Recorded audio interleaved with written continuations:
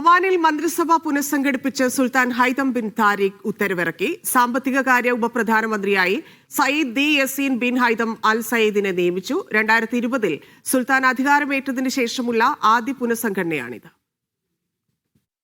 സുൽത്താന്റെ സ്ഥാനാരോഹണത്തിന്റെ 6ാം വാർഷികത്തോടനുബന്ധിച്ചാണ് മന്ത്രിസഭയുടെ പുനഃസംഘടന.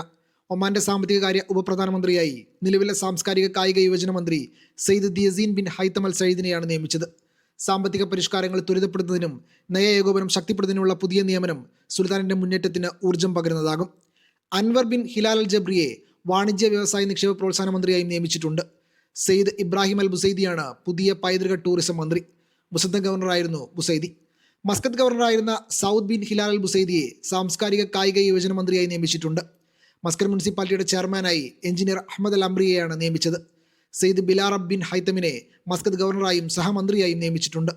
വികസന കുതിപ്പ് തുടരുന്ന ഒമാന് പുതിയ ഊർജ്ജം പകരുന്നതാകും മന്ത്രിസഭാ പുനഃസംഘടന. Media 1 Muscat.